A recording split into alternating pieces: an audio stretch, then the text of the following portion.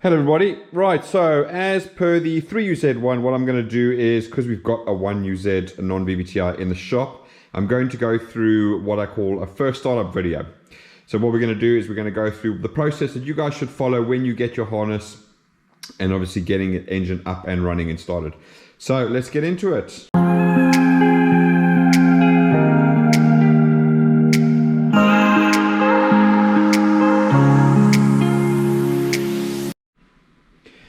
Okay, so what are we going to cover? Basically, the situation is you've obviously got your harness either from us or you've got your ECU wired up, and obviously you want to go through the process of starting the engine for the first time. Now, little caveat, this obviously is, I'm assuming with this video that you've already watched all the other ones, that your ECU is already set up, you've tested all your outputs and everything, you're happy with all of that. And so we're going to start from basically the last thing that you should do, which I'm not going to do here because I've done a video on it already, but basically checking the base timing on this. Again, this is applicable pretty much to all the 1UZs effectively, because they are technically the same engine. So if you are using a standalone, it doesn't matter whether it's an LS, whether it's an SC, whatever, you are going to be limited on what you're actually using for an aftermarket ECU. So if you want to watch the video on this particular harness, I'll put a link up in there for that one as well. So again, for first start, what we're going to be doing is, before we do anything else, we're going to be checking the base timing. All right, so that is confirming the timing that we see on the ECU is the same that we see on the engine. All right, that's super important. It doesn't matter whether you've got something that they said, oh, there's a base map on, everything is fine. You assume nothing. You will always check the base timing to make sure that that is 100% correct. Do remember that in the Link software, just to point it out, the settings that they have in there would technically work if you weren't running fully sequential fuel and injection, because they're 360 degrees out. So they say -4, but it's actually 354, 355. So effectively they're about 360 degrees out. Again, if you're running a wasted spark setup like on an Atom, which I think is the base map that they have for that, that's going to work just fine, because being 360 degrees out, if you're a wasted spark, as you already know, it's going to work. If you are fully sequential, it's 354, 355.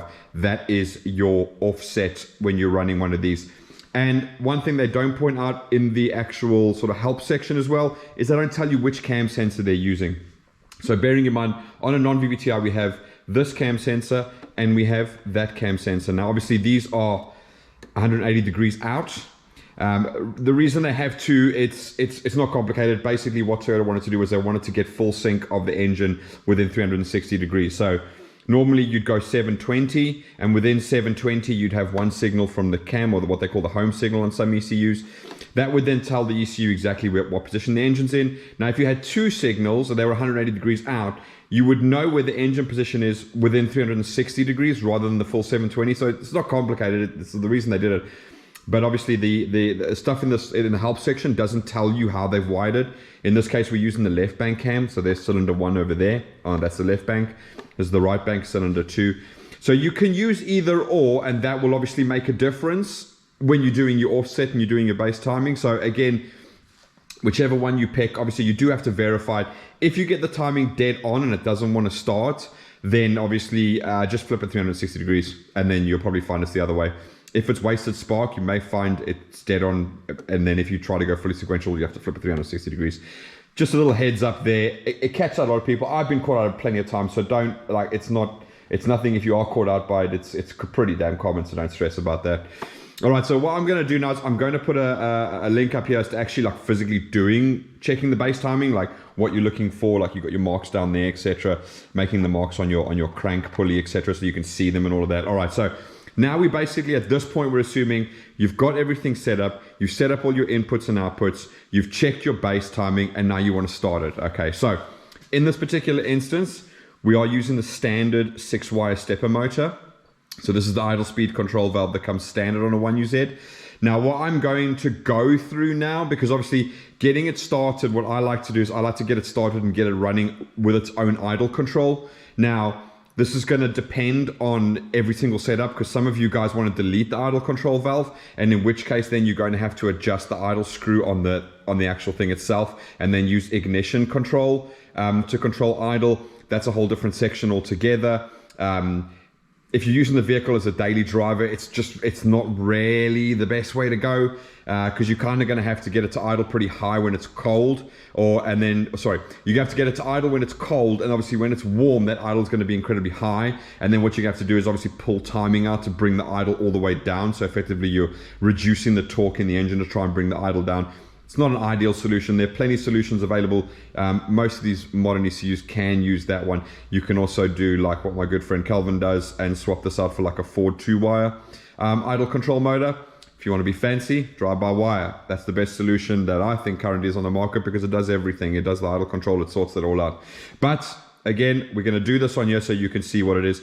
A lot of the stuff that I'm going to cover now with the idle, and I did go through briefly with the 1UZ, but this one is a lot more like involved in terms of like the settings you have to put in, because obviously the drive-by-wire, you set up the drive-by-wire and you kind of just plunk in some numbers and off you go. But we'll go through that whole setup. But some of the stuff does apply to the drive-by-wire as well. Okay. Right, so again, I did miss out, sorry. Do make sure that things like you get oil pressure and all of that.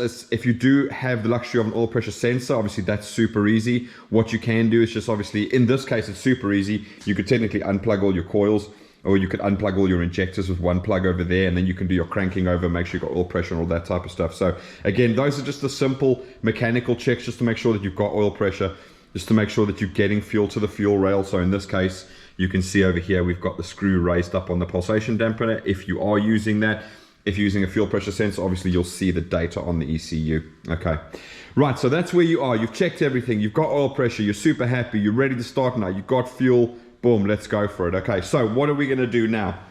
What we wanna do basically is effectively get the thing to idle. So as I said, I wanna get this thing to idle without pressing the accelerator. I can do that. I've got an idle control valve. I simply need to put the settings in to achieve my goal, okay?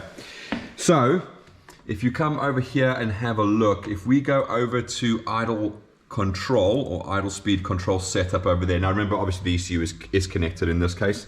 It is on, as we can see the check engine light is there. Now, to start off with, if you go to the idle speed control, first thing I want to do is you can leave sort of these idle actuator setups. The only thing really to go in this particular section over here is things like your AC offset table or your engine fan initial offset, etc. So these are all things that usually your tuner would do, and it would depend on how your system is set up. So if your actual ECU is not controlling your engine fan, then obviously this is not going to be relevant, okay, and it's not going to know what's going on. All right. The other thing is your AC offset table over here. You can zero that out. Your startup offset table, you can zero that out. Okay. And the other thing that I probably should have mentioned in the get-go is, guys, what I'm going to show you now is basically how to get this engine started as quickly as possible, because whatever we do now is going to become completely irrelevant. And I do mean completely irrelevant. There's no point in spending 8 hours trying to fine tune every little thing. Basically, the gist of what you're trying to achieve with your first startup is getting this thing ready to get on the dyno. Because everything I set up here, all the idles that I'm going to go through now, all of that is going to become completely irrelevant once your engine is tuned. Because once your engine is tuned, they're going to set the volumetric efficiency table, they're going to set the ignition table, they're going to take care of all of that, and everything that we've done here is going to become null and void. So please, it's just something where I know guys get into it and they want to, you're just wasting your time. Unless you specifically want to mess around and learn, then by all means go ahead. But the problem is that it's better for you to mess around when the volumetric efficiency and the ignition table are mapped than it is trying to mess around with something that you don't know works 100%, okay? So all of these things like the add-on tables and the cold start enrichment and all of that, they are add-on tables, and that's exactly what they mean. They are taking the base volumetric efficiency table and they're basically either adding or subtracting from that particular value to achieve the goal that you want to achieve, okay? So what you need to have is a fully tuned volumetric efficiency table and a fully tuned ignition table before you set out to do anything at all, all right? So if you do want to mess around, again, I just advise get it tuned, get it up and running, which is what we're going to do now.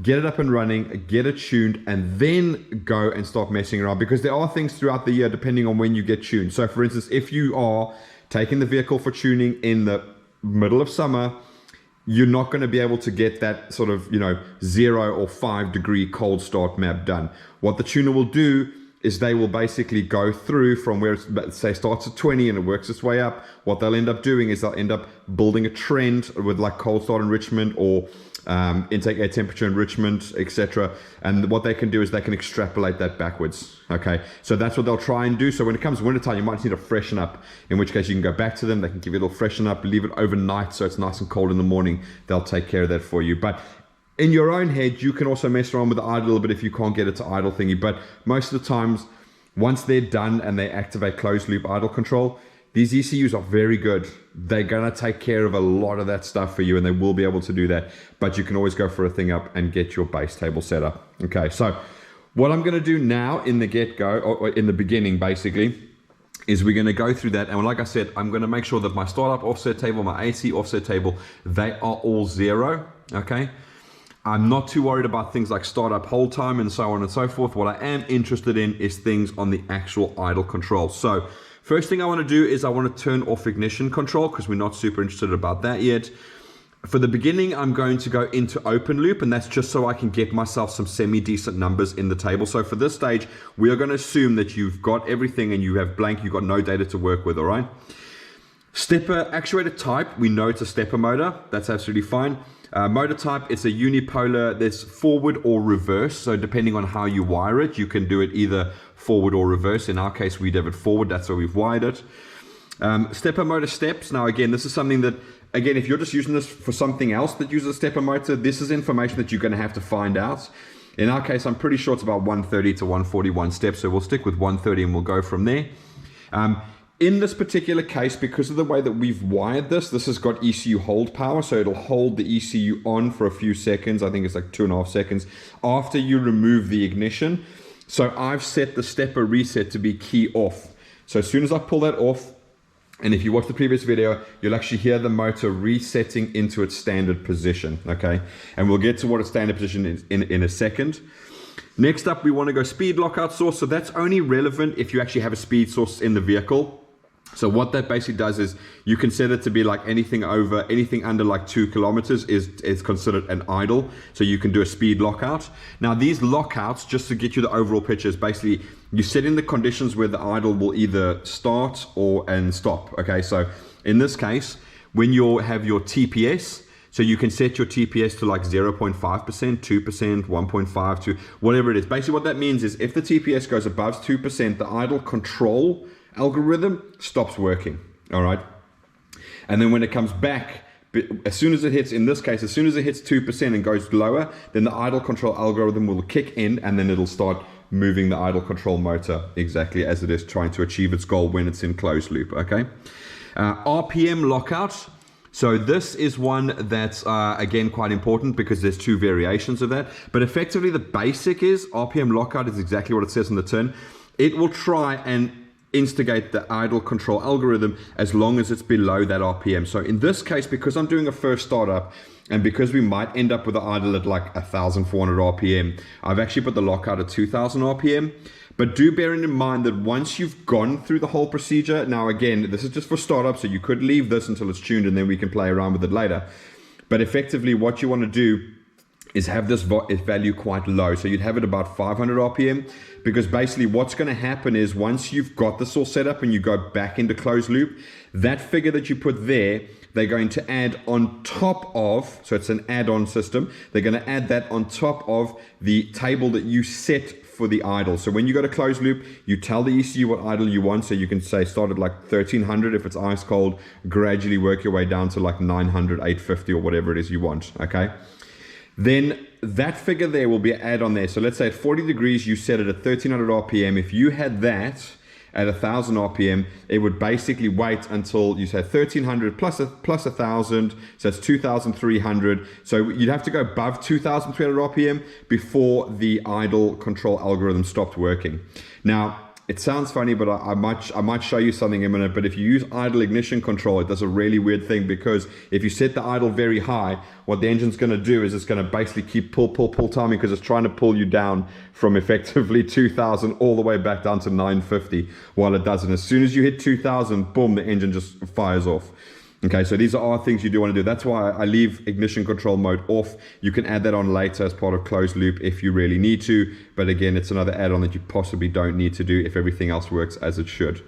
All right, and the last one is your map lockout. Again, it's the same as the rest of them. You're basically saying if it goes above 50 kPa, then effectively it's no longer in idle, and therefore the idle algorithm switches off. Okay, again, guys, this little help section over here is very helpful. It's in the name, so have a read through here as you go through certain sections. It does give you an absolutely load of information for you to read and go through there. Okay, so now that I've got that, the only thing that in open loop that I'm interested in now currently is my idle base position table. So that's exactly what it says in the tin. I'm telling it where I want the idle stepper motor to sit depending on the temperature. So in this case, we're using just well, I think it's a 3D table. So effectively, we've got the engine coolant temperature versus where we are in there. So that's absolutely fine. So in this case, what I've basically done is I've put it all at 10. All right, so you've walked into it, you come in there, you sort of 10 to 10, no problem at all. Okay, so what we're going to do now, and what I would do now is basically we know where we are by this little green highlighted section over here. Okay, so what I'm going to do now is I'm going to take that one and the two either side of it, because remember they interpolate between those cells. So I will take the 3 over there, and that's what I'm going to be interested in now. So at the moment we are at 10. So I'm going to try and start it, and you're going to see she's pretty much not going to start. So let's give her a go. Okay, so 10 is just nowhere near enough. All right, I could tell you that ages ago, but anyway, this is the point. We're proving the concept. So 10. Now what I'm going to do is I'm going to go to 30. So we're going to change that over to 30. I'm going to store that in the ECU. I'm going to try and start it without a reset, but might have to reset it.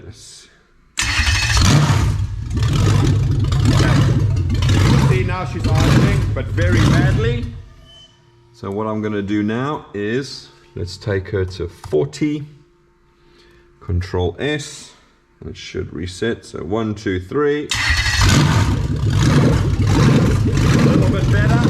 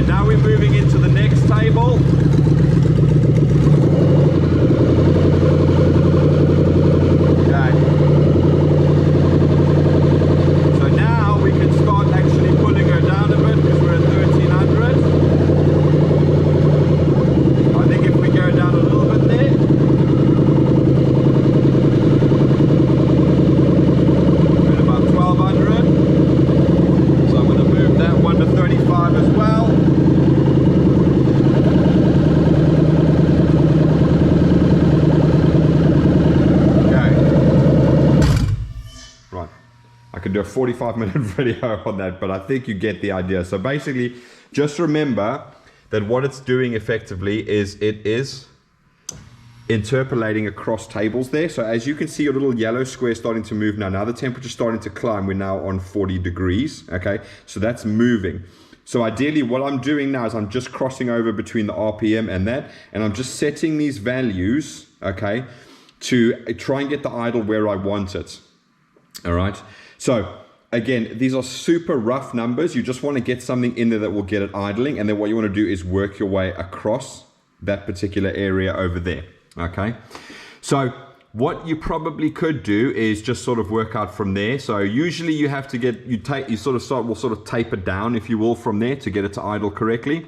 But what you can do now is once you have those numbers kind of in place, then what you can do is you can go and change it over to closed loop. All right.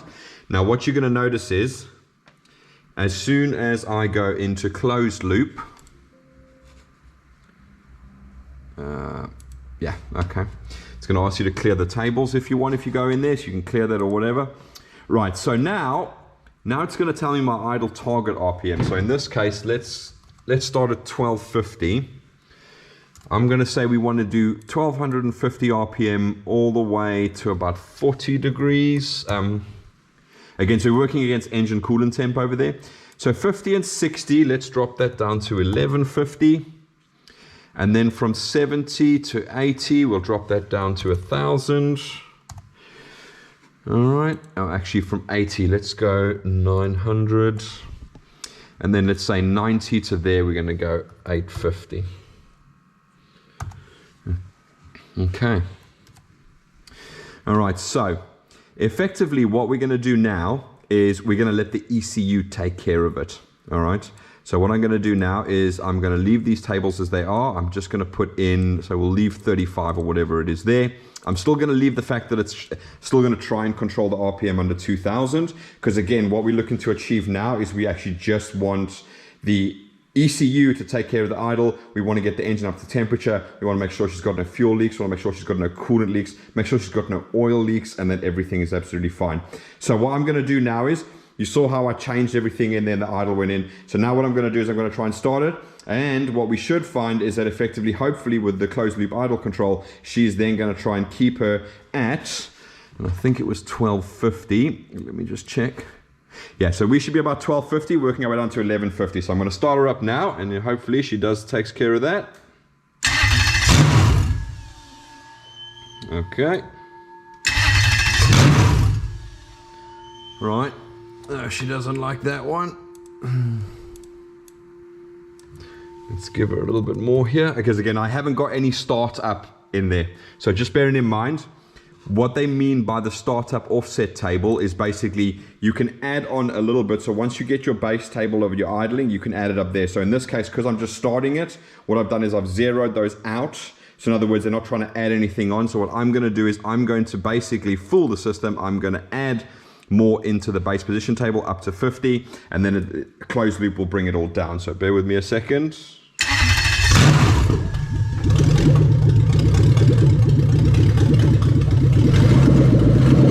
Okay, so now the closed loop has taken over,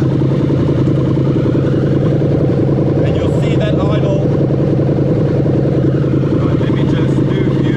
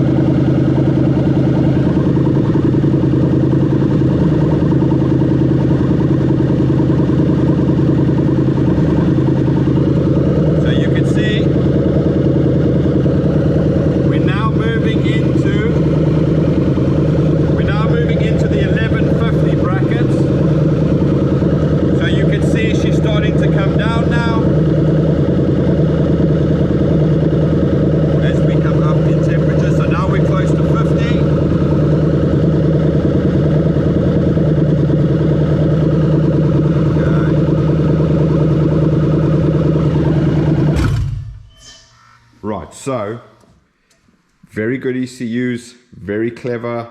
You can just leave them to do the stuff and they will get it done. Okay, so remember, everything we're doing now is going to become irrelevant once it's mapped. So please don't stress about getting everything perfect. Just chuck some numbers in, get it to run. You can see exactly on the other video that I did, I'm not going to do it again because it's just to prove a point basically, but I can go into the emission table and I can set the whole thing at 15 degrees. I can go to the volumetric efficiency table, I can set the whole thing at 50. I could technically plug a wideband in and get an AFR table in the idle section and just set it to basically either lambda or just slightly under lambda, like 0.98 or something like that.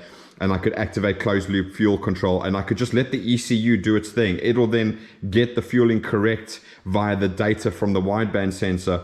It will then do the closed loop for the idle control. So you just fudge the numbers in there. Just take that whole thing and make it 50. Doesn't really matter. The system will just take care of it and do it. And you see how good it is. You see how consistent that RPM is when it's idling there. That is how good these things are. They are impeccably good. Don't stress about trying to get everything perfect. First thing you want to do is you want to get this thing on a dyno. You want to get your volumetric efficiency table mapped. You want to get your ignition table mapped. Once you've done that, then the world's your oyster.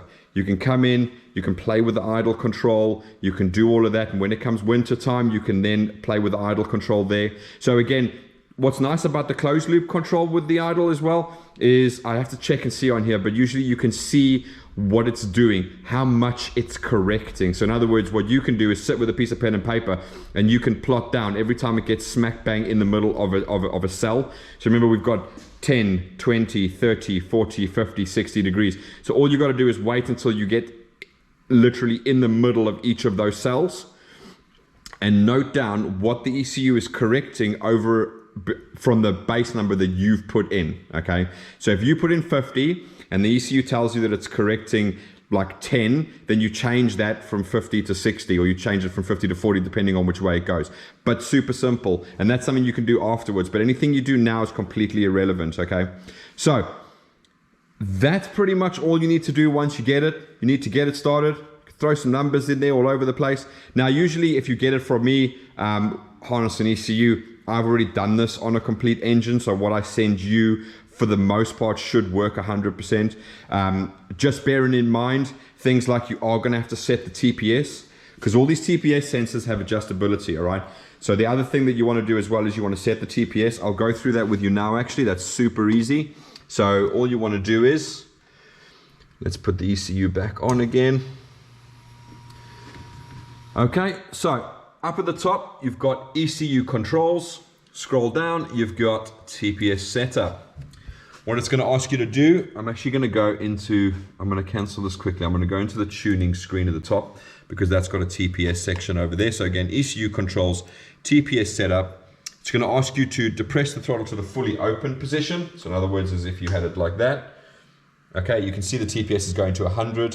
Now obviously I can't do this single-handedly, but you get the idea. And then what you would do is it would ask you to let go, and then it would mark 0 and 100%. So as you can see, obviously I have calibrated this TPS for this particular throttle. That does not necessarily mean that it's going to work for your throttle on there. Your little TPS here could be adjusted in a different way, so always do that as well. But that's how easy it is to get it started. Obviously for Luke, with this one, we've got a very good base map on, because we have a very good friend in New Zealand called Calvin Glover who helps us out. So yeah. So basically this one, it'll be pretty much ready to plug in and go. But obviously I want to do these videos for the guys that don't have that ability, that, you know, you don't have a guy that's going to give you a base map that's going to be like, you know, almost like you can just drop it on and start it and everything is perfect. But also to bear in mind that every engine can be different. So one thing that you might find is if you're trying to get it and you've got to do it, these stepper motors can actually seize up with the bearings inside, and basically then they become useless. And so you could be struggling for ages to try and get it started. So these are also things that you're going to want to go through. So quick, easy test for that is you can keep pushing the numbers if you push them all the way up, but also use your hearing. You can actually hear this particular motor going from there. Guys may also wire it up not to have ECU hold power, and in which case what they'll do with the stepper control is they'll set it to reset on key on. What I've seen some guys do, which is helpful for the guys, is they work out how long it takes to reset, and then what they do is they'll actually set the fuel prime to be that exact time. So in other words, if it takes 2 seconds for the stepper to reset, they'll set fuel prime for 2 seconds. Basically what they're doing is the guys then know to wait for the fuel pump prime to finish, then you can start it, because you know the idle control motor, the stepper, will be at the correct position for you to start the vehicle. Okay, right, so hopefully that's helpful for you guys. Again, we've broken everything up, so I'll put at the end of the video, we'll put the link to all of the videos that we've done, which will include this one as well, but it takes you through the whole process of what you guys can do. I don't want to focus too much on, you know, getting all of the things correct, because what I'm trying to get and what I'm trying to instill in you guys is that basically when you do your first startups, A, don't stress. B, you've seen me do it. You can literally put any numbers you want in there, well, to within reason. I mean, you can put 15 degrees across the whole ignition table. You can put 50 across the whole VE table. The thing will start. All right, the thing will start. It's not complicated. You don't have to know everything. You don't have to have a top of the thing base map to get it going. Okay. What you do want to do is you don't want to waste your time until you get it on a dyno. Okay, get it on a dyno, get it mapped, get it in there. So make that part of your process.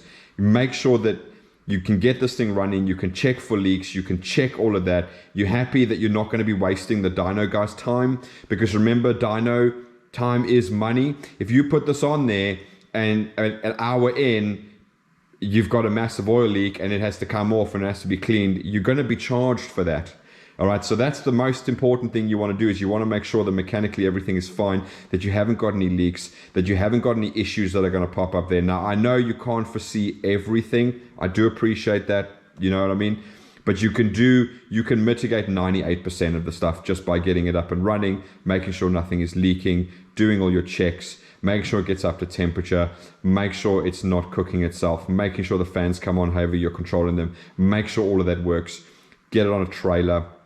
Or if you have a really good base map, you could probably drive it there, but get it tuned, and then you guys can start playing. So what we're going to do from now is, as we get more of these in, I'm going to wait for you guys. You guys tell me what you want. What things have you come across when you're busy with these things? So let's assume that your car has now been mapped. You've got a good VE table. You've got a good ignition table. What are the things that you want to know? What are the things that you want to play with? What are the things you want more information on? So leave comments down below.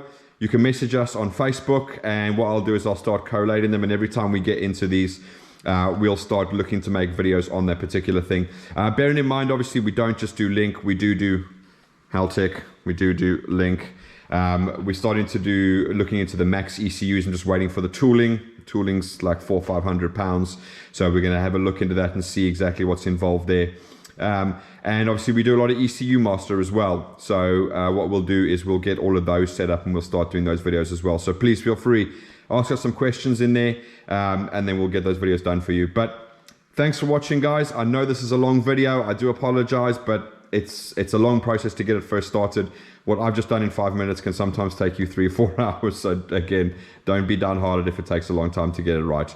But anyway, guys, thanks for watching.